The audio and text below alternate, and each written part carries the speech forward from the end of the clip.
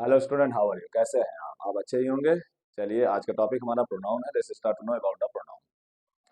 What is the pronoun? Pronoun का हिंदी अर्थ होता है सर्वनाम। क्या होता है सर्वनाम? सबसे पहले समझते हैं सर्वनाम क्या होता है। सर्वनाम एक ऐसा शब्द होता है जो संज्ञा के स्थान पर यूज होता है। बस इतना ही परिभाषा इसकी है और यही इसका जो है रूप भी है। जैसे परिभाषा दिया गया है, a word that is use in place of noun is called pronoun. बहुत ही सिंपल परिभाषा है। वह शब्द जो संज्ञा के स्थान पर उपयोग होते हैं, यूज होते हैं, उनको क्या कहा जाता है? सर्वनाम कहा जाता है। कैसे? जैसे बहुत सारे शब्द भी दिए हैं, अब इनको शब्द के माध्यम से भी पहचान सकते हैं। शब्द होते हैं तो ये प्रोनाउन कहलाते हैं। ठीक है। लेकिन अभी अभी अब हम हिंदी में समझने की कोशिश करते हैं कहानी में किस प्रकार से इसका योगदान है, क्यों इसका जरूरत पड़ा और ये क्यों आया, क्या कारण है प्रोनाउन के आने का। चलिए समझते हैं। जैसे आपने लिखा, रमेश एक अच्छा लड़का है। ठीक है। अच्छा लड़का है। वह हमेशा ईमानदारी से कार्य करता है। तो अभी देखो लाइन लिख रहे हैं हम लोग, कहानी लिखने वाले किसके बारे में? रमेश के बारे में। अब रमेश तो एक व्यक्ति का नाम है, प्रॉपर नाउन है। अब इस प्रॉपर नाउन का बार बार यूज ना करना पड़े, इसके लिए हमें किसकी जरूरत पड़ी? एक प्रोनाउन की जरूरत पड़ी। किसका जरूरत पड़ा? एक प्रोनाउन की जरूरत पड़ा।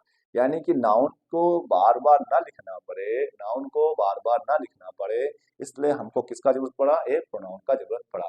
अब नाउन में किस किस चीज का हम बात कर सकते हैं?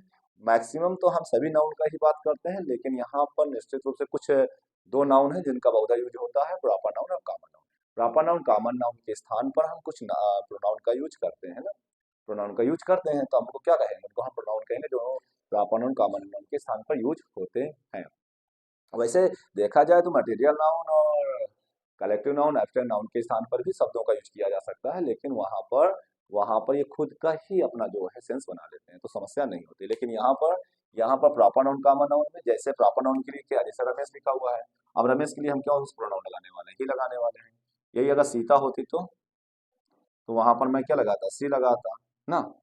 अब यही अगर Ramesh, Rakesh, Dinesh, more than one, यदि कोई नाउन आ रहे हैं प्रॉपर नाउन, जब इनके लिए प्रोनाउन का जरूरत पड़ेगा, जिसे कहेंगे दे। क्या कहेंगे? दे। ठीक है। जैसे मान लीजिए यहाँ लिखा है बॉय, बॉय के लिए क्या लगाने वाले हैं? ही। गर्ल के लिए क्या लगा रहे हैं? सी। अब ये गर्ल बॉय एक साथ अगर किसी कार्य को कर रहे हैं तो उन कार्य के लिए हम इनका क्या यूज करने वाले हैं? हम यूज करने वाले हैं दे। क्या यूज करने वाले हैं? दे। तो आई होप समझ में आ रहा होगा। यदि हम कोई नाउन है, ये बॉय क्या है? प्रॉपर नाउन है, सॉरी कॉमन नाउन है, और रमेश क्या है? नाम है, तो प्रॉपर नाउन है। रामेश राम नाम के लिए, प्रॉपर नाउन के लिए मैं ही का यूज कर रहा हूँ, और कॉमन नाउन बॉय के लिए मैं बॉय के लिए भी मैं ही का यूज कर रहा हूँ। और यदि अलग अलग है तो मैं इनके लिए ही का यूज कर रहा हूँ। यदि एक साथ हो रहे हैं, बहुवचन बना रहे हैं, तो इनके लिए हम क्या यूज कर रहा हूँ? दे का यूज कर रहा हूँ। तो आप देख रहे हैं कुछ शब्द हैं जो नाउन के साथ पे यूज हो रहे हैं, बस इन्हीं शब्दों को प्रोनाउन कहा जाता है। आप कुछ समझते हैं जैसे में क्या होता है? जैसे ही लिखा है, ही किसके लिए यूज करते हैं? अभी तो निश्चित रूप से मेल के लिए यूज करने वाले हो, सी फीमेल के लिए, इट न्यूट्रल जेंडर के लिए, और यू सेकंड पर्सन के लिए, कोई व्यक्ति दूसरा है, वी जो है हम के लिए यूज करने वाले हो, दे वे के लिए, आई मैं के लिए, ही उसका के लिए। इस प्रकार से बहुत सारे जो है आपको प्रोनाउन दिखाई दे रहे होंगे। He, she, it, you, we, they, I, his, him, himself, her, hers, herself, its, itself, yours, yourself, our, us, ourselves, my, me, myself, them, their, themselves, themselves, themselves होना चाहिए ना, selves, themselves, each other, one another, each, every, either, none, it is। बहुत सारे pronoun हो सकते हैं। ये कौन कौन सी कैटेगरी में जाएंगे, इनके टाइप्स क्या होते हैं? तो टाइप्स में यदि हम इनको समझे तो बहुत बखूबी ढंग से समझ सकते हैं। जनरली परिभाषा की बात करें तो आई होप आपको समझ में आ गया होगा प्रोनाउन क्या होता है। प्रोनाउन वह सारे शब्द होते हैं जो संज्ञा के स्थान पर यूज होते हैं। वैसे भी देख रहे हैं आप क्या लिखा हुआ है, सर्वनाम, नाम के स्थान पर यूज और सभी नामों के स्थान पर यूज होने वाले शब्द क्या कहलाएंगे? प्रोनाउन कहलाएंगे। कोई भी नाम है वहां पे यूज कर रहा है क्या, कोई भी शब्द यूज कर ले उसके स्थान पर, वो क्या कहलाएगा? वो आपका प्रोनाउन कहलाएगा। चलिए let's start to know about the types of pronoun, then we can better understand how can we use a pronoun in the place of noun. तो firstly we try to understand about the types of pronoun. तो let's start to know about the about the types of pronoun. तो आप यहाँ पे इसको इसके साथ डाल लीजिए, इन शब्दों को याद कर लीजिएगा ताकि आपको प्रोनाउन में समस्या ना हो। बस 10 सेकंड में हम जो है पता करने जा रहे हैं कि कितने टाइप्स होते हैं, कितने टाइप्स नहीं होते। जनरल की भाषा में बात करें तो कितने टाइप्स हो सकते हैं, इसके 9 टाइप्स हो सकते हैं। और सर होने को तो हम कैटेगराइज किए तो 10-12 भी हो सकते हैं, लेकिन अभी हम लोगों को पढ़ने वाले हैं। तो सबसे पहले क्या पढ़ने वाले हैं, personal pronoun, demonstrative pronoun, interrogative pronoun और रिलेटिव प्रोनाउन और डिस्ट्रीब्यूटिव प्रोनाउन और रेसिप्रोकल प्रोनाउन, और इस प्रकार से बहुत सारी प्रोनाउन हम यूज करेंगे। लेकिन अभी हम बस जानने जा रहे हैं टाइप्स ऑफ प्रोनाउन कौन कौन से हैं। तो wait and watch, how many types of pronoun.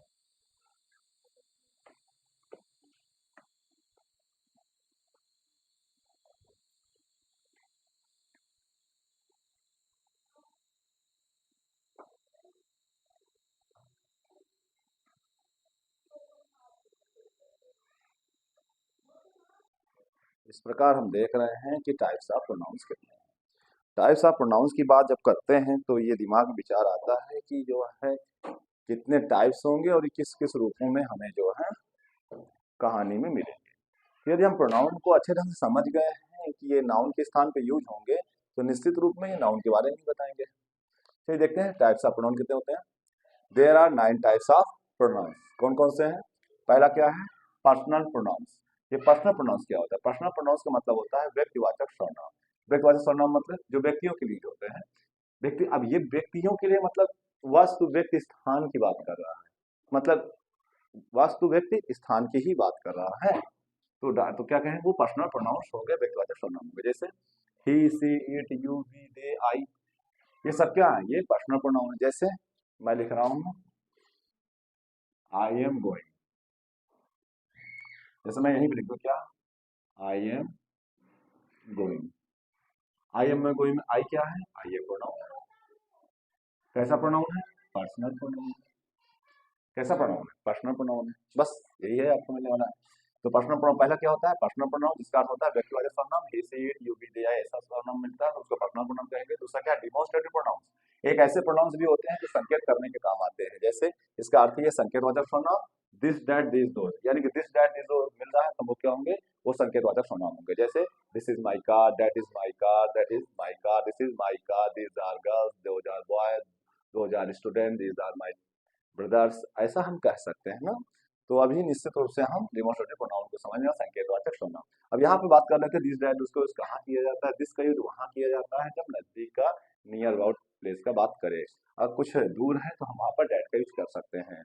This का यूज पास के लिए, दो वस्तुओं के लिए, और दूर का यूज दूर के लिए, दो वस्तुओं के लिए। जैसे पास में ये मार्कर है तो मैं क्या कहूँगा, यह एक मार्कर है, दिस इज अ मार्कर। अभी दूर कर दिया जाए तो क्या लिखेंगे, दैट इज माई मार्कर ना, दैट इज माई मार्कर। ऐसे दो मार्कर हैं, दीज आर मार्कर्स, दो जार मार्कर्स हो गए। चलिए तीसरा क्या है, इंट्रोगेटिव प्रोनाउंस। इंट्रोगेटिव प्रोनाउन मतलब प्रश्नवाचक सर्वनाम। प्रश्नवाचक सर्वनाम करते हैं जो प्रश्न पूछने का काम आते हैं प्रश्नवाचक सर्वनाम कराते हैं। जैसे what is your name, where do you live, who is your brother ना। तो इस प्रकार से आप कह सकते हैं। अगला क्या है, डिस्ट्रीब्यूटिव प्रोनाउन। डिस्ट्रीब्यूटिव प्रोनाउन क्या होता है, विभाग सूचक सर्वनाम। विभाग सूचक सर्वनाम क्या होता है, ईच, ऑल, एवरी, एनी ना। तो ये सब क्या है, डिस्ट्रीब्यूटिव प्रोनाउन होते हैं। जैसे ईच ऑफ देम ना, each of them, all of you, आप सभी, ईच ऑफ देम उनमें से प्रत्येक, every, everybody, every boy, every girls, आप ऐसे बोल सकते हो। Any of you, anybody, anybody, any brother ना। इस तरह से यदि आप कोई नाउन यूज कर रहे हो प्रोनाउन, वो क्या कहलाएंगे, डिस्ट्रीब्यूटिव प्रोनाउन कहलाएंगे। लेकिन अब ये अपने में कुछ अलग से सेंस बनाते हैं, इस बात में नहीं कह सकते हैं सभी जो है एनी, एनी से जुड़ने वाले सभी वक्त क्या कहलाएंगे, वो डिस्ट्रीब्यूटिव प्रोनाउन कहलाएंगे। हम इसको बहुत अच्छे ढंग से जो है अलग से जो है इसका वीडियो बनाएंगे तो आपको अच्छे समझ आ जाएगा। अभी क्या समझ रहे हैं, केवल इनकी हम नेचर समझ रहे हैं, कितने होते हैं इनका अर्थ बस। ये वीडियो केवल इसीलिए है कि हम टाइप्स ऑफ प्रोनाउंस को समझ सकें, और प्रोनाउन पहले समझ सकें प्रोनाउन क्या है, टाइप्स ऑफ प्रोनाउन कितने होते हैं, फिर दिमाग में थॉट आ जाएगा कि हाँ इतने प्रोनाउन होते हैं, और फिर हम इनको बारी बारी से समझेंगे कि ये प्रोनाउन, पर्सनल प्रोनाउन क्या है, डिस्ट्रीब्यूटिव ना, ऐसा। तो आ क्या है, डिस्ट्रीब्यूटिव प्रोनाउन आ गया। डिस्ट्रीब्यूटिव प्रोनाउन क्या, संकेतवाचक सर्वनाम, विभाग सूचक सर्वनाम। विभाग सूचक सर्वनाम क्या होता है, ईच, ऑल, एवरी, एनी ना, डिस्ट्रीब्यूटिव प्रोनाउन।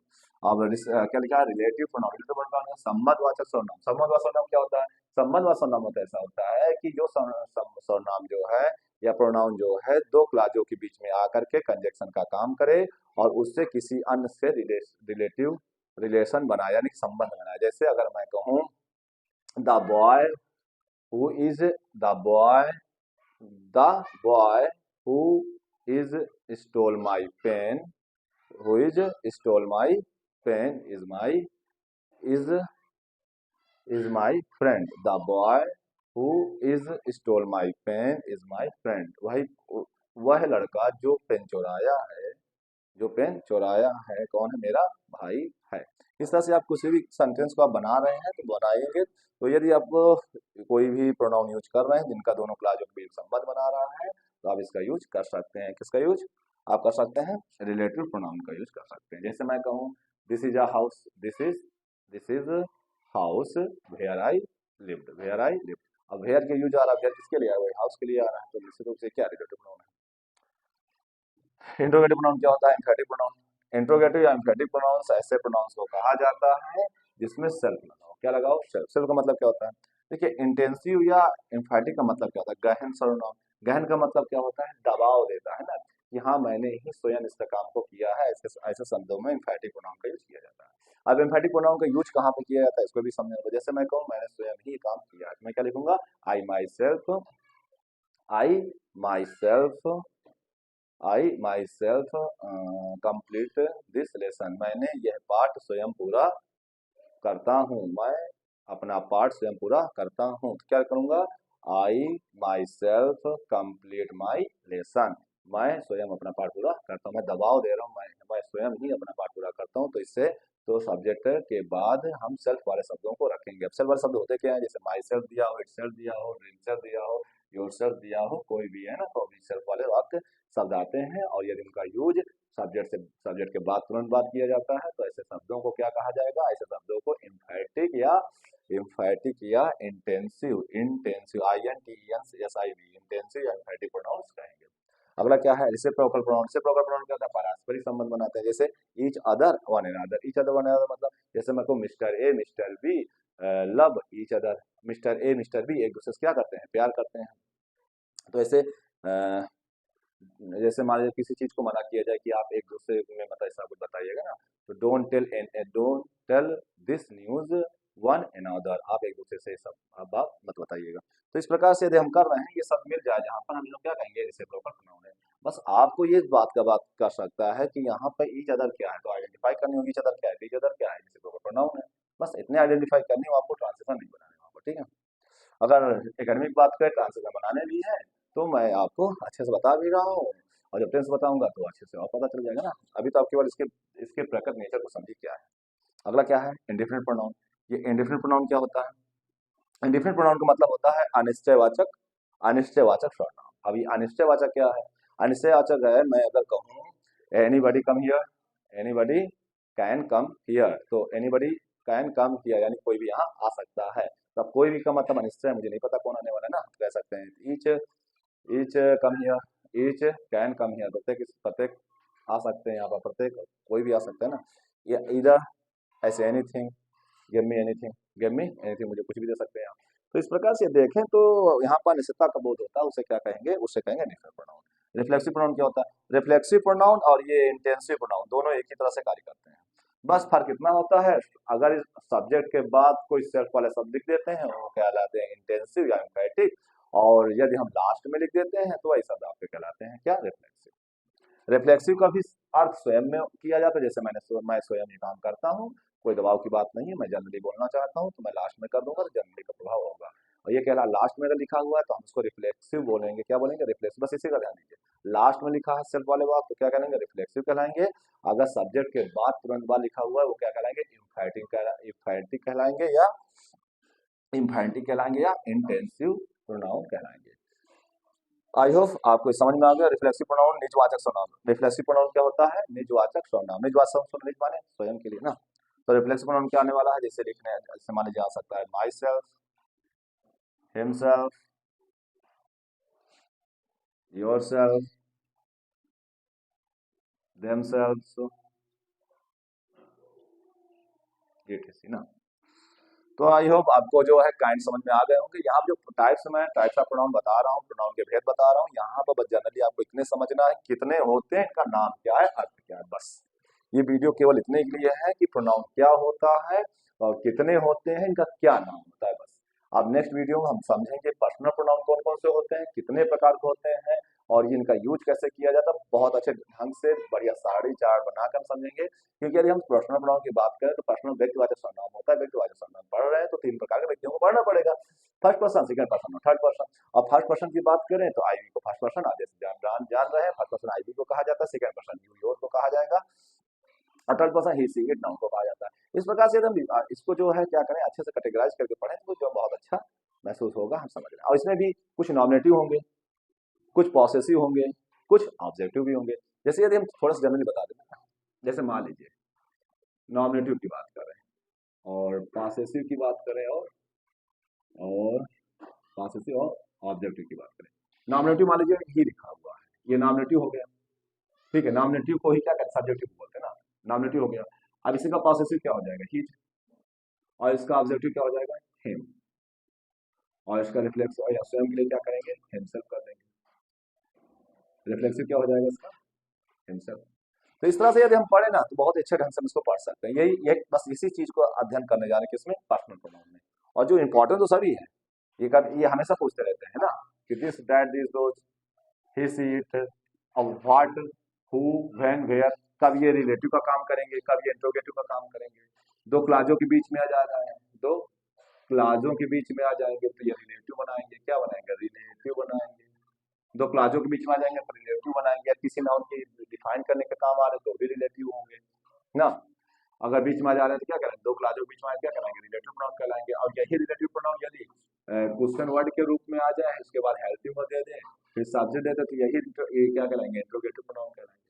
प्रोनाउन सब वही है। इंट्रोगेटिव प्रोनाउन की बात कर रहे हैं यदि हम, तो इंट्रोगेटिव प्रोनाउन जो है और रिलेटिव प्रोनाउन, तो इंट्रोगेटिव और रिलेटिव देखिए सेम लिखा हुआ होगा, ये है इंट्रोगेटिव, ये लिखा हुआ है, ये देखिए ये दोनों सेम लिखे हुए हैं, ये भी व्हाट है, ये भी व्हाट है, ये भी वेयर है, तो ये सब शब्द क्या है, सेम है। बस फर्क क्या है दोनों में, कब रिलेटिव बनेंगे, कब इंट्रोगेटिव बनेंगे। ये क्वेश्चन वर्ड का काम करें और इनके बाद प्रश्न पूछने का काम आ रहा है, इनके बाद हेल्पिंग वर्ड, जस्ट वेट, यदि इन्हीं शब्दों के बाद हेल्पिंग वर्ब आएगा तो इंट्रोगेटिव बनेगा। यदि इन शब्द के बाद डायरेक्ट सब्जेक्ट आ जाए, डायरेक्ट सब्जेक्ट आ जाए, वेयर आई एम गोइंग, जैसे वेयर आई एम गोइंग, तो वेयर क्या हो जाएगा, रिलेटिव प्रोनाउन हो जाएगा। वेयर आई एम गोइंग तो क्या होगा, relative pronoun. Who your brother is, who your brother is, तो हु क्या हो जाएगा, ये भी रिलेटिव प्रोनाउन हो जाएगा। इस प्रकार से यदि हम देखें तो यदि इन सारे प्रश्नवाचक शब्दों के बाद डायरेक्ट सब्जेक्ट आ जाए तो रिलेटिव प्रोनाउन, या सब्जेक्ट ना आए इसके बाद हेल्पिंग वर्ब आ जाए उसके बाद सब्जेक्ट आए तो ये बन जाएगा इंट्रोगेटिव प्रोनाउन। बहुत अच्छे ढंग से समझने वाले, टेंशन मत लीजिए। कोई भी कहीं पर भी कोई समस्या हुई है तो आप टेंशन मत लीजिए, बहुत वेल डिफाइन किया जाएगा आपका, 1 बाय 1 करके समझेंगे, बहुत अच्छे ढंग से समझने वाले, ठीक है। बस आज के लिए इतना ही। नेक्स्ट वीडियो में हम जो है टाइप्स ऑफ प्रोनाउंस के हर एक प्रोनाउन की बात करेंगे जिस प्रकार हमने नाउन में किया है। आप अच्छे से देखिए, अच्छे से समझिए, आप बहुत बखूबी ढंग से समझने वाले हैं, अच्छे से समझिएगा और इसको अच्छे से समझिए। यदि कोई समस्या हो रही तो आप जरूर बताइएगा, ठीक है। बस आज के लिए इतना ही। बस लाइक और सब्सक्राइब करना मत भूलिए। Don't forget to like and subscribe my channel. My channel name, you also know my channel names. My channel name is Amit English Grammar Classes 531. I hope you better understand about the types of pronouns. तो बस ये video बस आज के लिए इतना ही। Next video में मिलते हैं। नमस्कार, धन्यवाद।